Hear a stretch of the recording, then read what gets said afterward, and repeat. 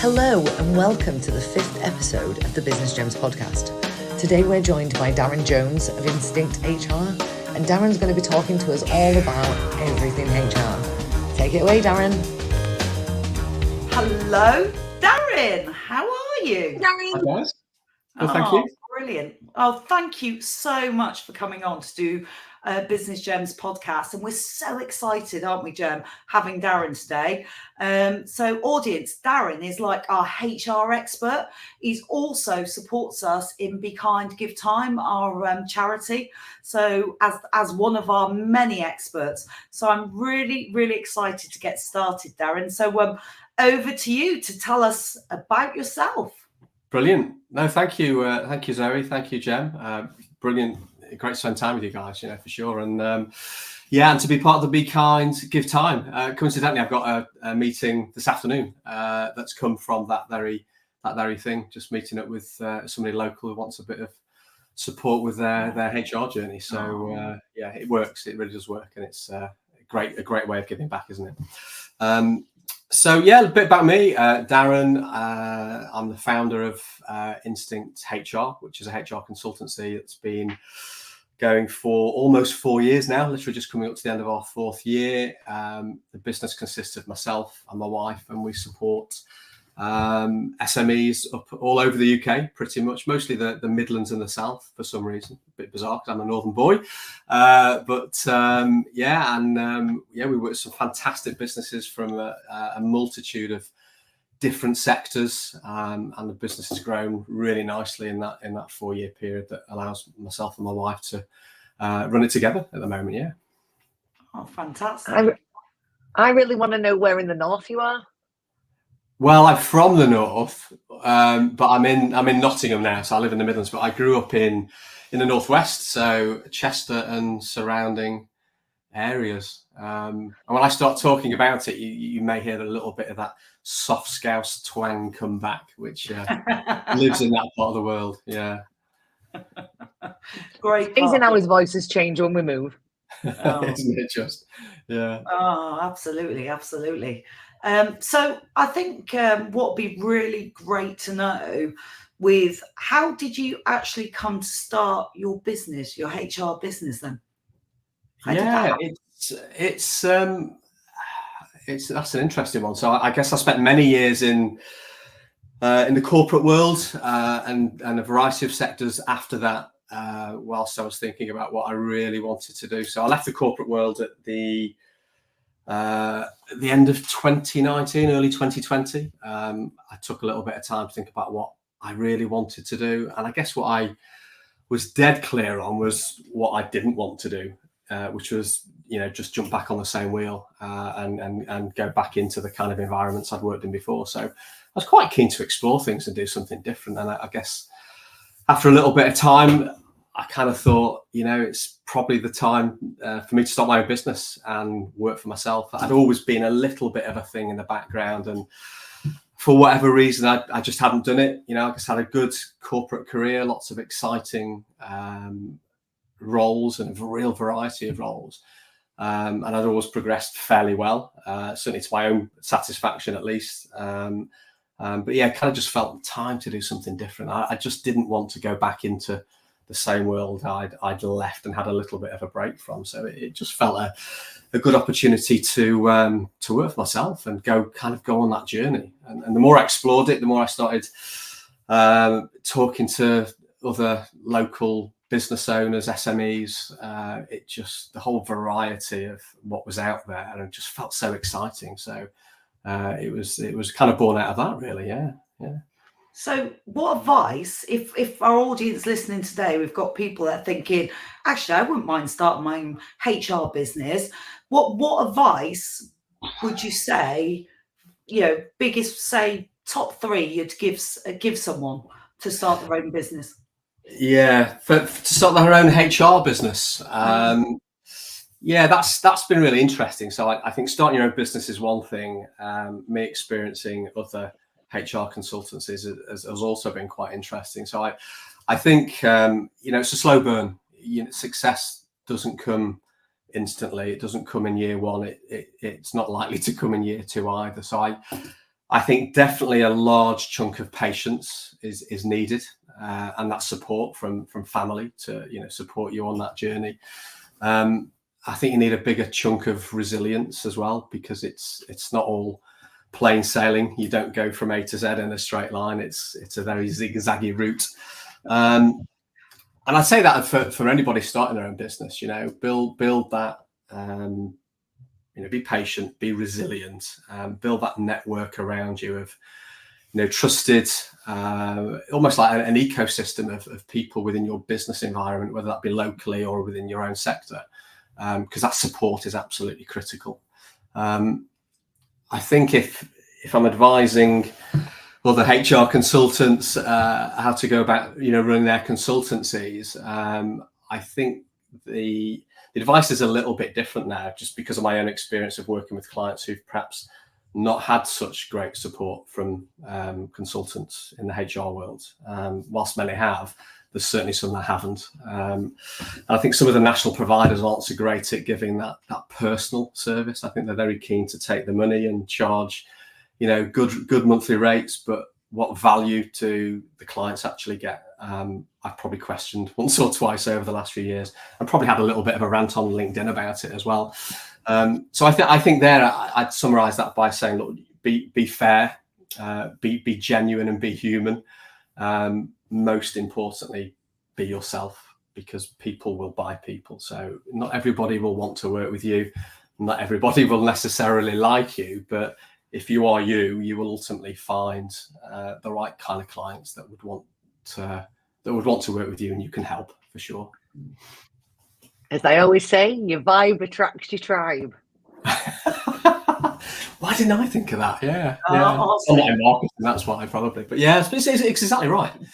And I've been on that journey. I guess when you start out, you're really desperate for clients, and you try and work with everybody, and you realise that in itself doesn't work, and is certainly not right. So I've gained clients mostly through recommendations and referrals over the last 4 years. The vast majority has come through that, which is lovely.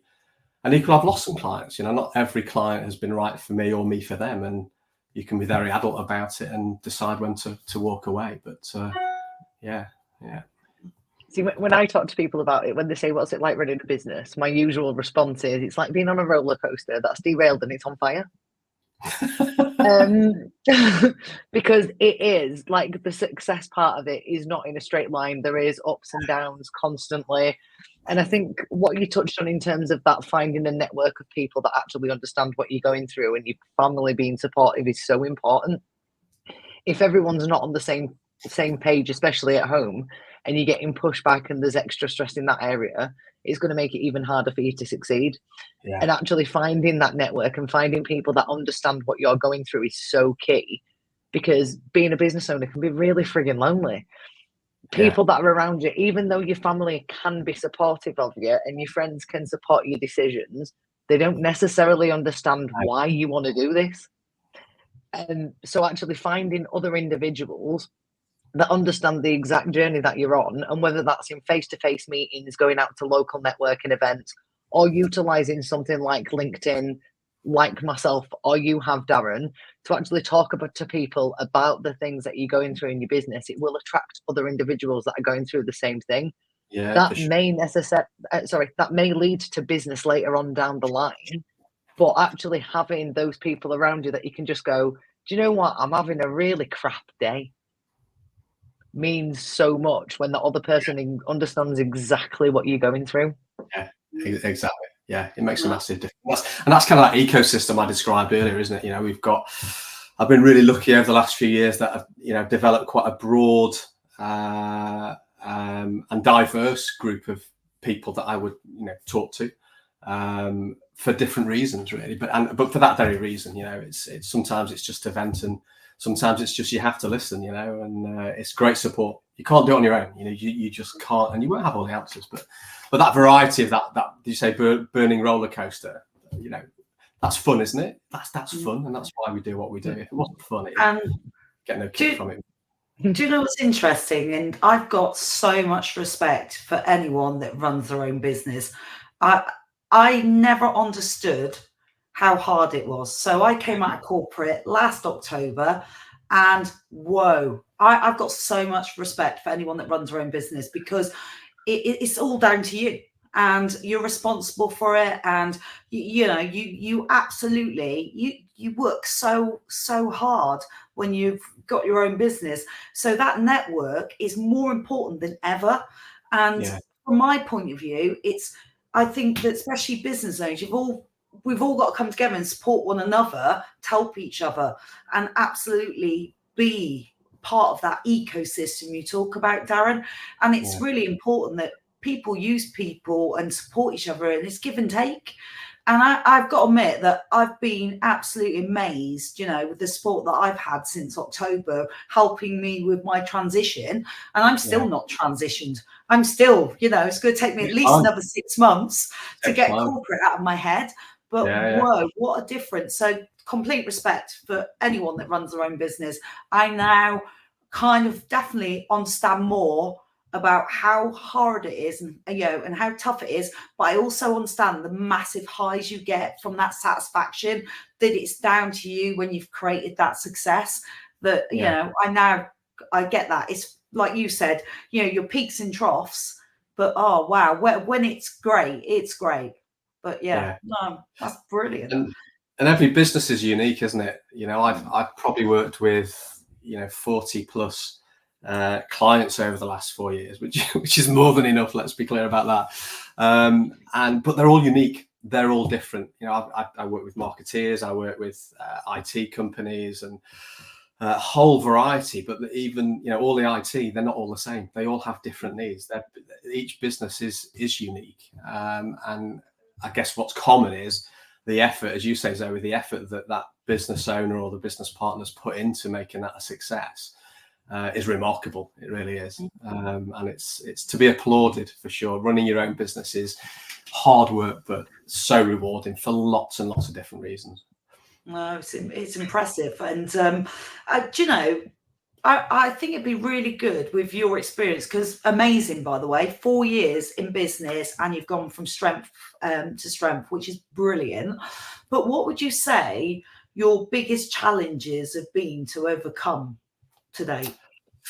Yeah, good question, because it's, I guess, just off the back of the last conversation, it's many and varied, and it doesn't stop. There will be more, but I think my attitude to anything is it's not a problem, it's not a hurdle, it's just day-to-day challenges, and they're there to. I love that variety. I get really bored if I was doing the same mundane thing, month after month, year after year. The variety is brilliant. So I think in terms of biggest challenge, I guess it's I guess it probably came really early on, that starting my own business as a COVID startup is like, well, what on earth am I doing? And I was kind of approaching that cycle of just jumping back on the wheel to start applying for HR roles and business partnering roles, which I really enjoyed. That shoulder to shoulder with business leaders was, and developing their teams and developing their people strategies was what I really, really loved doing. But I think starting my own business at the start of lockdown was clearly a challenge. And income in year one was just dire. Crikey, it wouldn't last me 2 or 3 weeks worth today, in comparison. But so that was the biggest challenge, because it would have been easy to have failed and just walked away and done something different. So my approach to that was, I guess probably after about 3 months, I realised it was going to be a slow burn. So I took a secondary income. I took a fixed term contract with a county council for a really, really interesting piece of work, which played to my kind of HR project management background as well.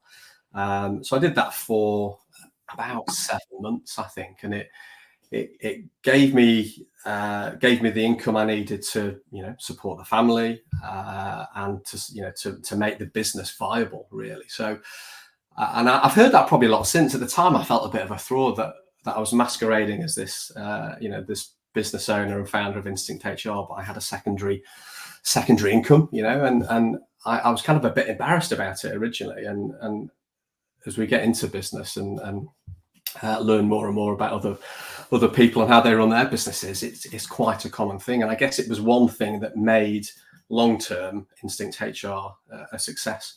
So that was one aspect. The other bit was, I guess we kind of touched on it earlier, really, about that ecosystem and surrounding yourself with good people. So because we were in lockdown, we were doing a lot of stuff online and virtually. I made some brilliant connections in year one, mostly virtual.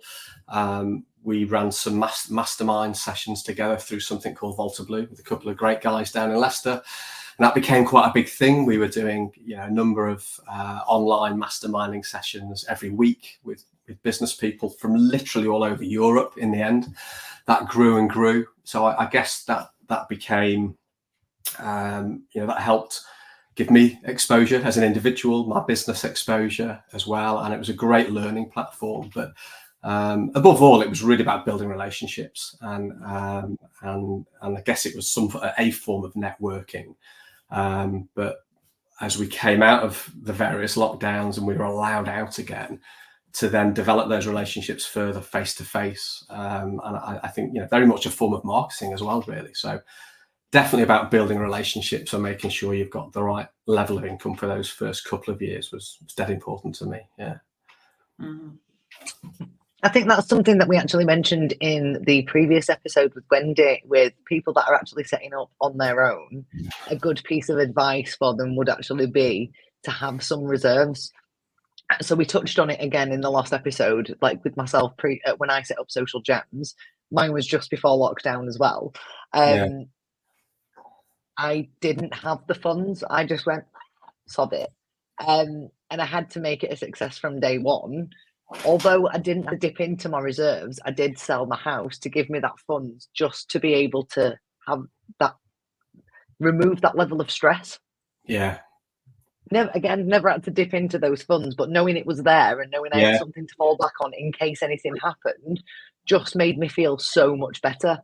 And I think if anyone can and does have the opportunity before actually setting up on their own to put some money aside to make sure they're covered for at least 6 months, it's a good, it helps with actually with setting up the business in the first place. Yeah, it's critical, isn't it? And it's got to be part of that initial business plan, 6 months to a year, I would suggest. And every business and every, sector's a little bit different, and economic times are different.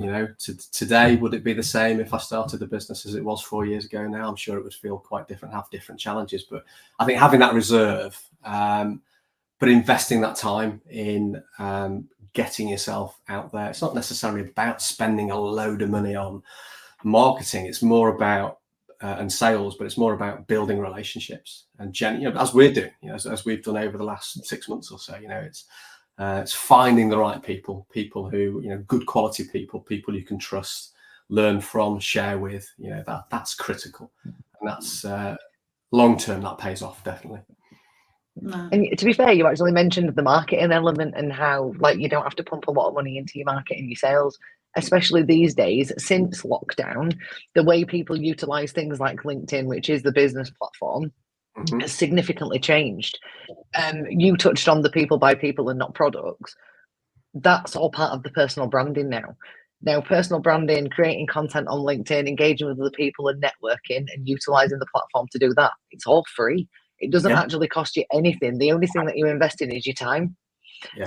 So it's a great tool with great organic reach to help you get your brand, your personal brand and your business brand in front of people. It is.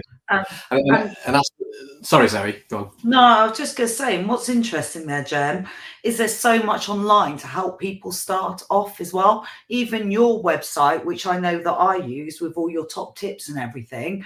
But, there's loads of YouTube, there's loads of videos that help you, and I suppose, Darren, it's like what you said earlier. It's about, finding those right people. And the biggest thing that I've noticed is recommendations. people recommending people because they know they're going to absolutely support you in the right way, a bit round what you said, Darren, with trusted. And that's really important, that you build that ecosystem and it will just grow and grow and grow, which is obviously what's happened with yourself and Jen. Yeah, and it's when you're setting off on that journey and you're exploring, I guess you've kind of got to kiss a few frogs as well. And we can probably all think of, different people and different groups that may not work so well. Let's be fair, some people are out there just to make money at no matter what cost. And I'd like to think I can spot those people fairly well. But to be fair, at the same time, I know some good people who've been bitten, really, because they've just hooked up with the wrong people who just want to make money from them. So I think it's almost doing that sniff test, isn't it? Does it smell right? Does it feel right? And if it doesn't, well, don't go. Funny enough, Jen gave amazing advice the other day. What was your advice that you told everyone to do if they use anyone on LinkedIn? What was it you said? She gives such great advice, audience, she's forgotten it. It was to ensure that you look at everybody's recommendations. And so many people said they never look at recommendations. Yeah. Well, it's like when you buy something on Amazon, right? You don't know whether or not it's going to be good or not, right? Until you read the recommendations, because things will say, this is the top thing, you should do this. Like I've got a top social media badge on LinkedIn. But in reality, it tells you, only thing it tells you is that I'm really, really good at getting involved in collaborative articles. Yeah. And putting comments on there that people like and find valuable.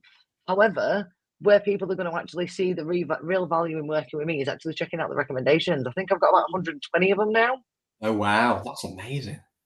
And that's like, I ask for them in a variety of different ways just to give people a complete 360 of who I am as a person. Yeah. So we've got people on there that I've trained. We've got people on there that I've coached for 3 months. We've got people where I've created the content or I have completely managed their account.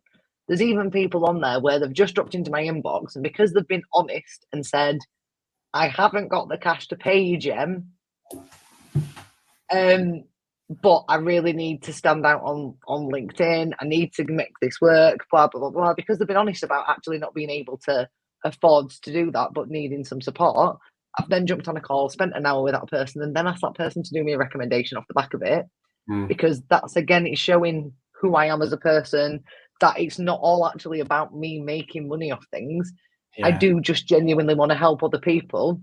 And by having the different recommendations in the different areas, it does just showcase the whole of me.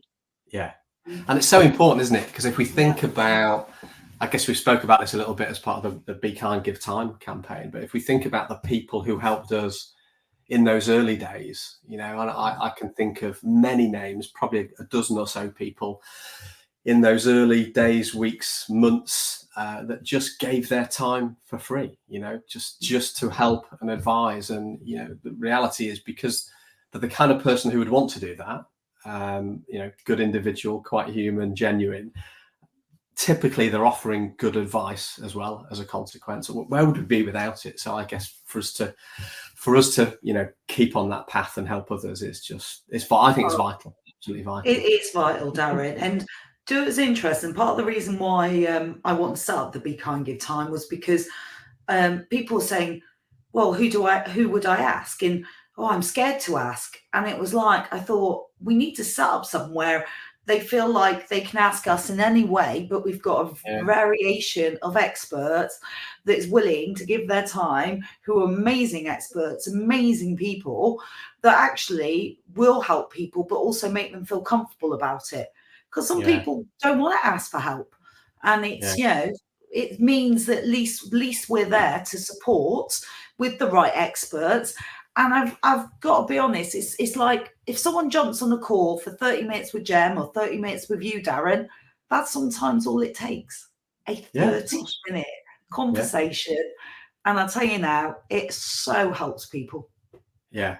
And what I like, Zoe, particularly is, because of course the idea is not new, people have been doing it for years, but I suspect, was it your fresh pair of eyes post-corporate, joining Starbuck Associates, I guess it was your fresh perspective on something that already existed. Is why wouldn't we bring more of it together and package it, and then look what happened as a consequence. You look at some of the names on the group of people offering their services. My God, there's a boardroom. That's an expensive boardroom of people, because the quality and experience is really amazing. Outstanding. Amazing. Really. And we're nearly registered as a charity as well, and Gem sits on the board as well. So which has been really big for us, because I think you guys, everybody, all the experts have really inspired us. And the fact is that we're Be Kind, Give Time is there to help. And what I've loved is Gem has helped loads of people. You've helped loads of people. Our other experts help loads of people. But it is, I suppose, about getting that message out more, that actually we're here to help. That there's no strings attached. We're here. Just even if you want a 15-minute check-in. And I think that's really important.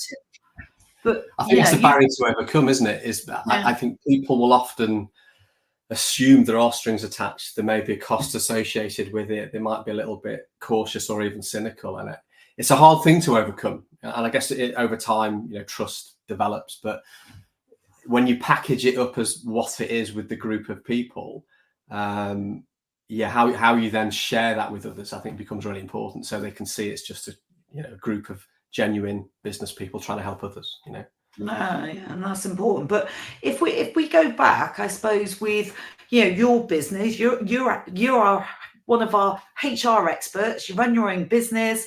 You also sit on Nottingham Business Club as well, don't you?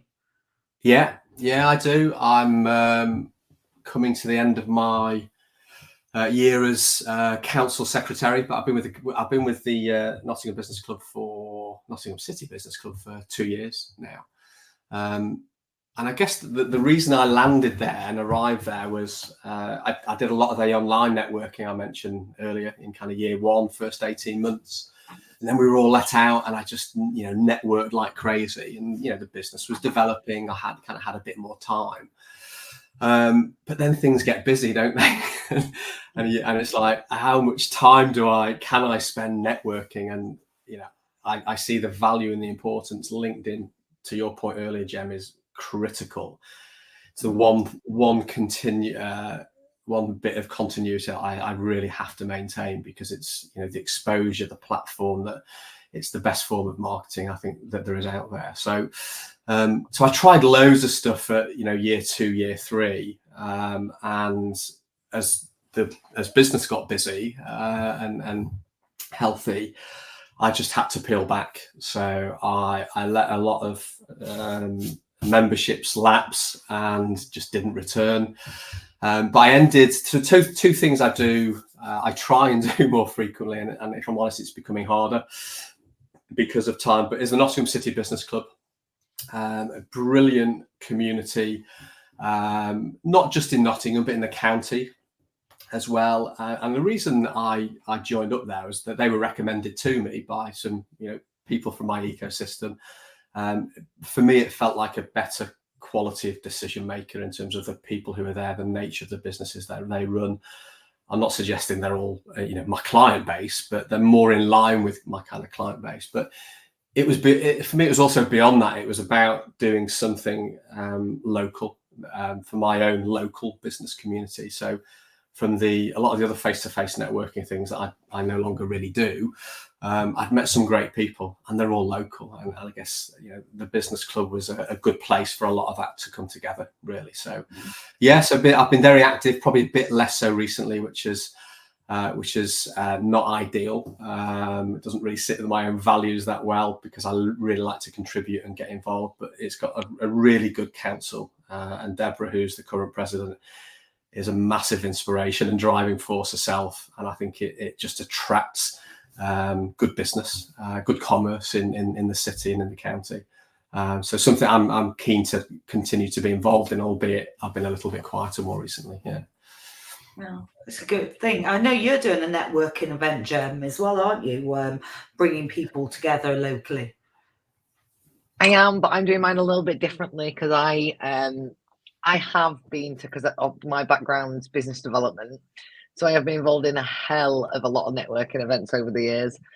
And for anyone who's watched it, the film Legally Blonde, where they have the clap cup, that's all I think about when I think about some of the networking events that I've attended like over the years. Indeed. And it's a little bit too structured for me. Yeah. So mine's games. So ours is called the Social Games. It's in Leeds because we want to promote more local businesses. Because I'm like you, my clients are all over. There's not many that are actually local to me. Yeah. So I want to support my local community a little bit better, increase my awareness in the local community as well. So yeah, we decided to run it in Leeds. Fantastic. But it's bowling and ping pong and beer pong and loads of fun stuff. Sounds great. Hey, it sounds amazing, doesn't it? It's like the best networking event ever, you know. Yeah. So it's good. Well, we did it about 18 months ago. We did the first one and it actually went really well. You found that most people actually networked and talked to more people than they normally would, because quite a lot of the times people say, yeah, I'll go to this networking event. I know I need to get my name out there. And then they'll attend and the one person that they know at the whole event and cling to them for the day and then leave and go, oh, fluff. Yeah. I was supposed to tell new people about what I do and I've only no spoken to the person I know. Yeah. Yeah. But in that type of environment, it can be a little bit more scary. Yeah. If we're playing, every single one of us that has gone off and set up as own businesses, I think has a competitive streak to some extent. So by making people play games and getting them in that little bit of a competitive headspace where they've dropped the barriers a little bit and they're showcasing a little bit of themselves, it makes it easier to bond and build relationships. Yeah. Well, you'll see people's true personalities, won't you? Well, I'm not being funny, but after a night of playing beer ping pong, anyone's going to talk to anyone. Trust me. So do you know what's interesting as well? Nottingham City Council have amazing.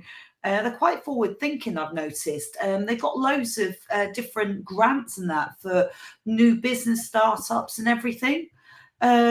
So I think it's really, I noticed that out of a lot of the councils, Nottingham is quite forward thinking, Darren. So I don't know if you know much about the fact they do grants. I know they do loans, but they're also doing a lot more grants for new businesses. Yeah, no, I think you're right. And I'm in the county, so I guess my involvement sits more in Rushcliffe, which is the borough. So certainly since a lot of the European funding was removed last year, wasn't it? Actually, through the LEPs and what have you. I guess it's all been pushed through local authorities. So, but certainly, I can't necessarily talk too much for the city council in that regard, albeit they are in the news again more recently. But let's not take it down a political route. But yeah, certainly Rushcliffe Borough Council, they have do a massive range of events, activities, funding, courses, programs for small businesses. Rushcliffe Business Partnership again is probably the only other place I really network, not as much as I should do or would like to, but they do very informal kind of coffee mornings every couple of weeks in different parts of the locality, and that's a great way of finding out, because the business advisors who work for the local authority tend to come to those meetings. So it's a nice casual way to find out what's available to you. And there's loads out there, there's loads out there, particularly if you're a growing small business or a scale up. You're likely to need access to some of that stuff. But yeah, it's really healthy, really healthy. And my advice to the audience is definitely go on to your local council website, Google it, and go and find out. I've helped 3 people in the last couple of months and guided them in that direction. And, as Darren says, there's so much support out there. So that's definitely a channel that, you should absolutely look down to see what's available. Yeah, 100%. Which should be really good. So, Darren, we're going to move on to another question. I would love to know, and I know Jem wanted to know this as well, what is your personal inspiration? I suppose the question should be, what gets you out of bed every day, apart from the alarm clock? Yeah, gosh, my personal inspiration. Mine's the dog needing a wee, just in case anybody wonders. That's a good motivator for sure. I think it's a really good question, and I gave some thought to this, and I've always wanted to have that sense of fulfillment and achievement, and we all need a sense of purpose, don't we? And my last, probably, if I'm being honest, my last few years in employment, I didn't have that. I lost it, quite badly, because of just the way things were. Since starting my own business, your reason why just changes so much. So I wanted to do something that I could be proud of, that I could create, that was mine, and lo and behold, what happens? I end up giving half of it away to my wife as well, because she left employment last year and she got involved in the business. You're such a sharer, Darren. You're such a sharer. Well, I had to remind myself that when we set up the business, because it was a we, and then throwing around ideas for what should the business be, what should it be called, the whole family were involved, and I had to remind myself at that point. My wife said, "And one day I'll come and work for you," and maybe I've chosen to forget that. So she's really happy to be involved and making a big difference. So I think I've got multiple reasons. I need to support the family. It's a family thing, but for me, I need that sense of achievement. And I might have mentioned it. I need day to day, all throughout my career, people have said, what motivates you? What you're developing on it. It's always been about, I need challenge and I need variety. If I don't have challenge, I get bored. If I don't have variety, I get really bored. And when I'm bored, I'm not at my best. I'm probably a little bit mischievous and doing the wrong kind of stuff. So I think it's having that channel to just keep learning and growing and doing something different. And that it works for me every day. It's like I feel lucky to. I'm not in this office every day, don't get me wrong, but to have something that's mine and to work with the clients I work with is just, really lucky and fortunate to be able to do that.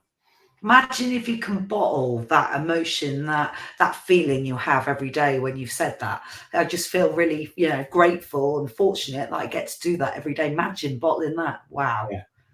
It's amazing. I think it's a bit much that it's every day, because some days, even as a business owner, you still wake up and go, "Not today, Satan." Yeah, there is the odd day, isn't there? And I've seen a bit of a pattern with me, because Monday tends to be a quieter day, certainly Monday morning, and I'll find myself thinking, "Gosh, it has been quiet." I've got my plan of work, but clients aren't talking to me. What have I done wrong? Is it all going to fail today? And it's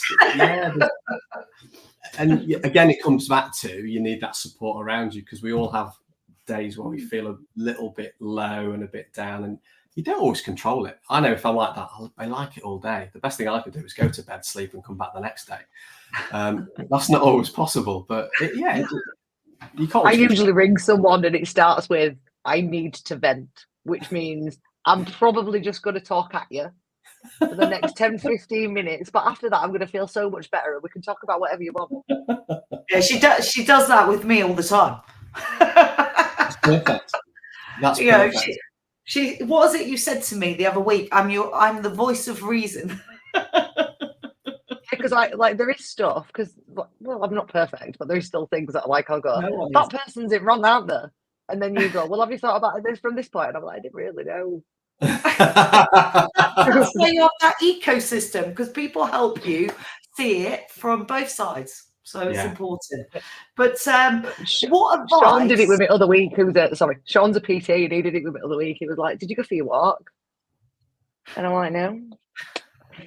And he went, "Well, do you feel like you'd feel better if you went?" And I'm like, "Can you just switch shoulders for a day?" Oh, he was coaching you, wasn't he? Yeah. And you're like, what do you mean switch shoulders? I'm like, "Well, you mean angel? Can you just not be devil? That it's Sunday. Can we not talk about me laying on the sofa in my pants eating crap, please, instead?" Well, that's a perfect Sunday, Jen. Perfect Sunday.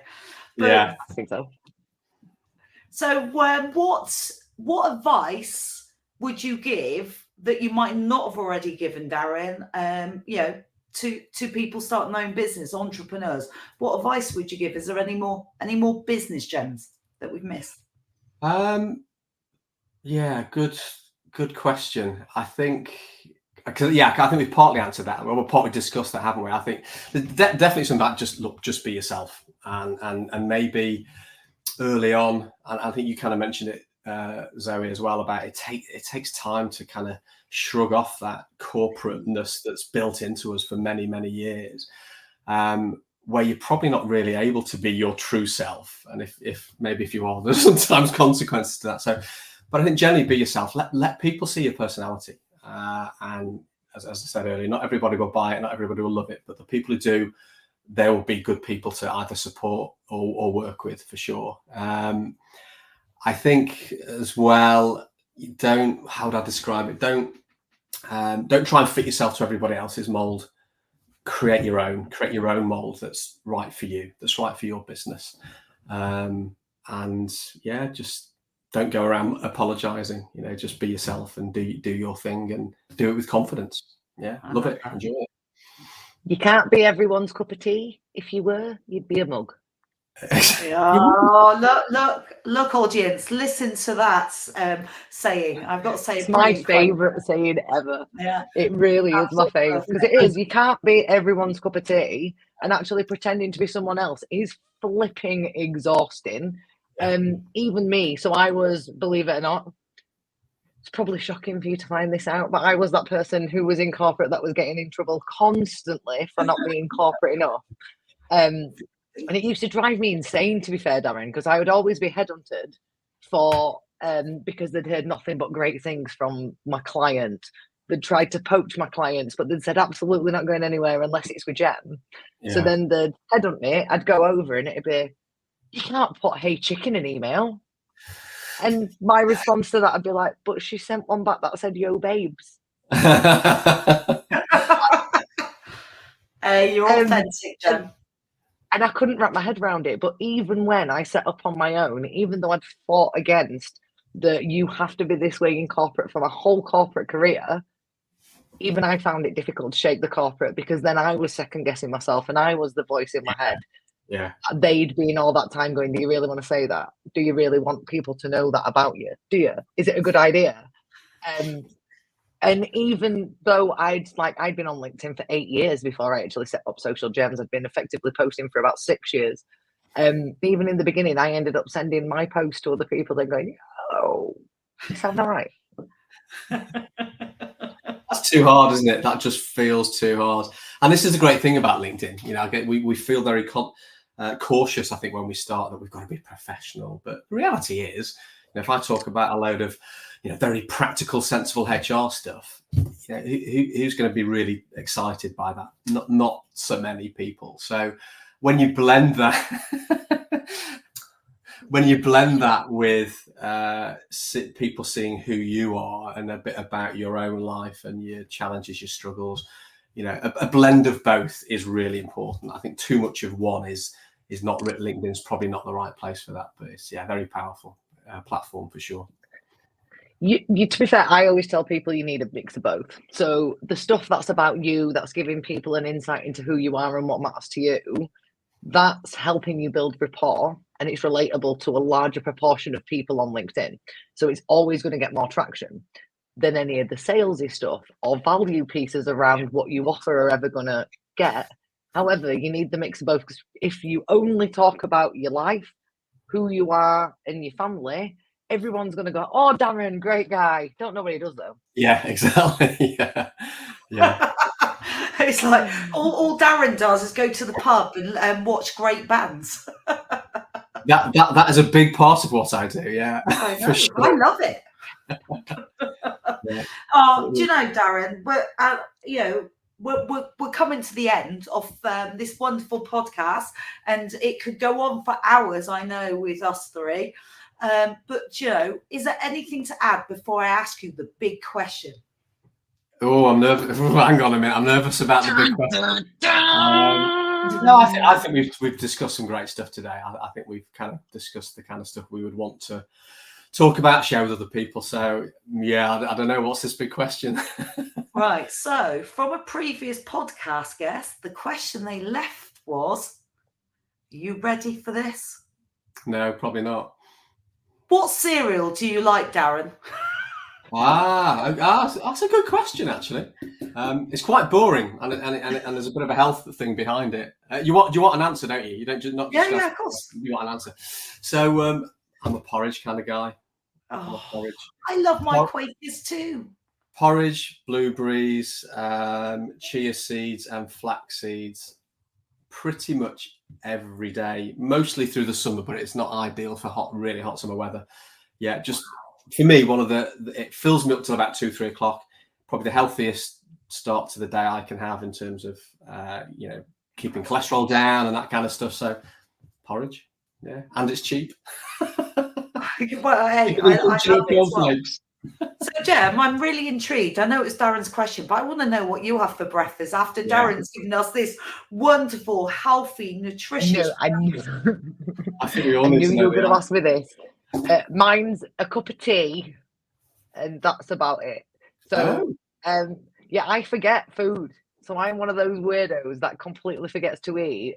And it's usually about anywhere between 3 and 6 o'clock where I'll go, I feel really faint. And then I remember I have actually eaten today. So yeah, I'm shocking. I forget breakfast all the time.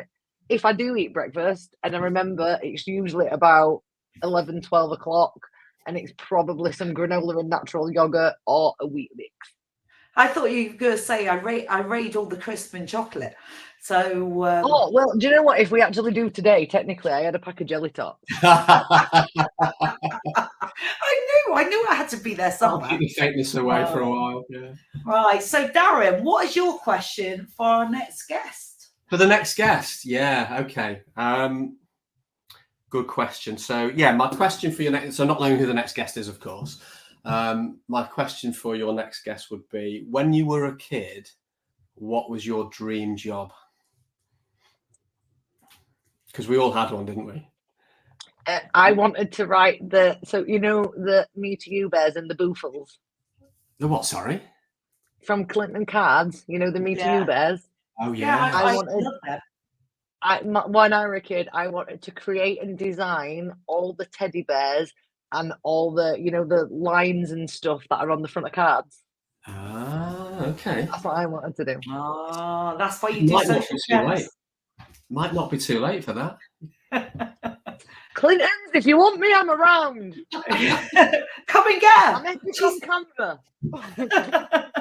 We could have birthday gems, couldn't we, as an extension of the birthday gem there. Yeah. Do you know what? It actually exists, and the reason I know this is because I paid an extra £15 for the helium, just because it said party gems on it. Ah, there you go. Yeah. Party gems, even better. And it was with a J that made it even better. Oh. It's special. Do you know, Darren, it's been an absolute pleasure. And, I know for a fact our audience will get loads of business gems from yourself and Jem as well. Shared some brilliant stuff today. So thank you so much. You're welcome. No, I've enjoyed it. It's been great spending time with you guys. I really, really appreciate it. Thank you. No worries. Right. Bye, everyone. See you again soon. Bye-bye. Bye-bye.